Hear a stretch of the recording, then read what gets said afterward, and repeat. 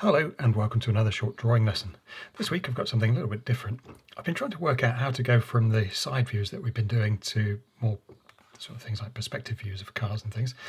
And I was helped out a bit by one of my lovely patrons who asked for some homework and some mentorship. And I thought I've been working out some exercises for him, and I think it'd be nice to share them with the rest of you as well, so you can have a go at home. So the first thing I wanted to find out was what his knowledge of perspective was. So these exercises are all going to be things that I almost do without thinking, but which I have at the back of my mind when I'm drawing, so that I keep things in check and end up with something that hasn't gone completely skew-whiff. So I'll come back to these sketches at the end, but I'll show you what we'll go on to the first exercise. So the first thing I'd like you to do is find a side view of a car. A vintage car is good because you can see the wheels on the far side and stuff. But a 60s car with nice square edges and things might work well too. And find a picture of a car that's on a nice level surface. And what we're going to do, ideally if you've got a tablet, it makes it a lot easier. You can bring your picture in and on a new layer draw some lines on top. If you're using printouts, you could do it with a ruler and pencil over the top of a printout maybe. So what we're going to do is try to find the vanishing point in this side view. I mean, because it's a side view, there's going to be one. Before I start, if any of this is completely gobbledygook, vanishing points and eye lines and stuff, then have a look at my perspective series first. That should hopefully give you an idea of what perspective is all about. This does assume that you have a little bit of knowledge. But see how we go on. So what we're going to do is find clues in this picture that point us to the vanishing point. So we're looking for things that are repeated on both sides of the car because they're symmetrical. And then we'll draw straight lines through them to find out where they head. So we've got this point here where the strut meets the canvas, and there it is on the far side. So we can draw a straight line through those, and hopefully that's going to be heading somewhere to a vanishing point. We've got another one here and here. There can be a bit of approximate. It can be a bit approximate sometimes, because if that canvas is pulled down slightly further one side than the other, it's going to set things a bit wrong. It's going to be a bit wrong. But most of these lines will head off to roughly the same area, and we'll be able to know if we're in the right place. So the edges of the tyres are a good one. So you just want a tangential line. So you just want our line just to touch the tyre in the same place on the front and back. Somewhere around there. We can do the same with the front wheel.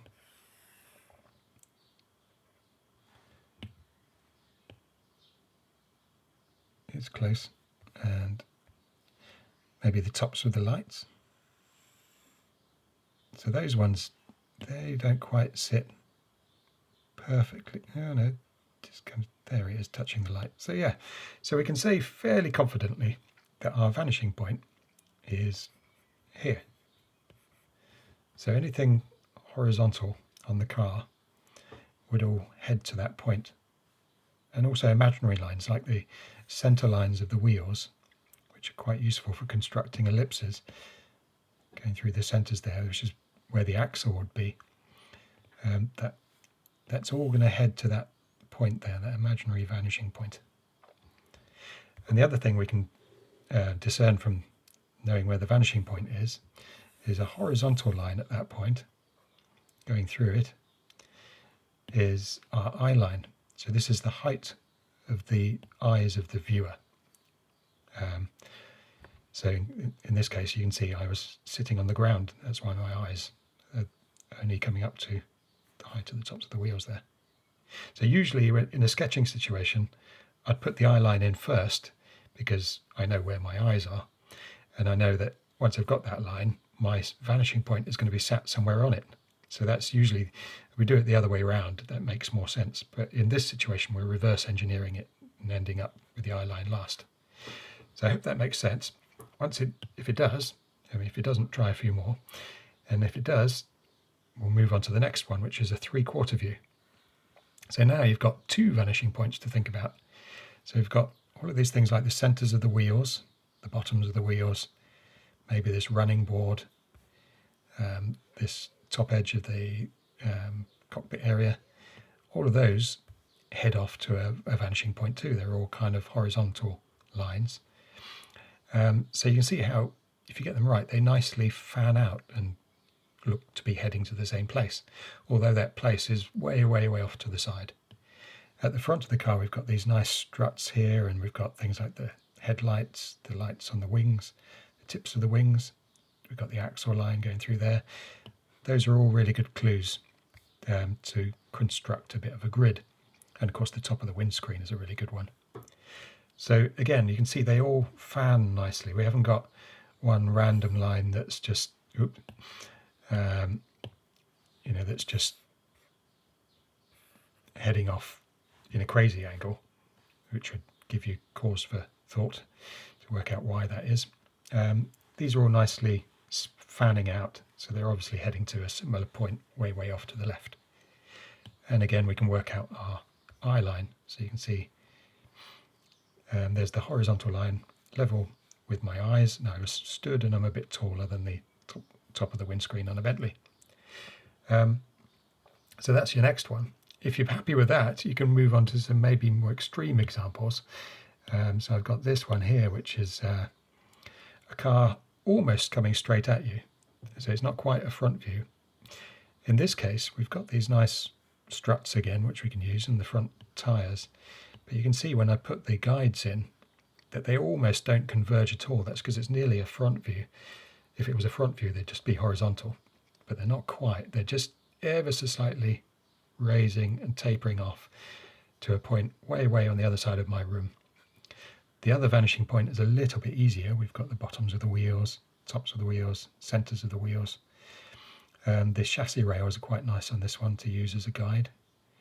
The top of the car. You've got to be careful with the top of the car because they often tilt a little bit. And they all head off to a point up here. And interestingly, if I put the eye line in, you can see that the eye line is pretty much the eye line for most of the people in the picture. I'm average height, and when I took this photo I was standing, so my eyes were level with most of the eyes of the people in the picture. There are a few people that are a bit shorter and a few people are a bit taller. So that's kind of a good clue sometimes, in a photo like this. You can say, well, there's a good chance that if the person who took the photo wasn't crouching or something, then their eye line might be level with the eyes of most of the people in the picture. So that's your first exercise. I hope you find that a sort of fun thing to try out. Let me know in the comments how you get on.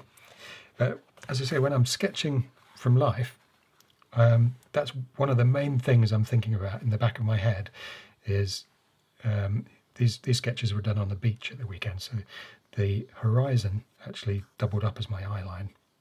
They were the same thing. So there's my eye line running all the way through. There's the vanishing point for these things like the front wheel ellipses, the wheel, there's the centre line of the rear wheel going all the way off to that vanishing point.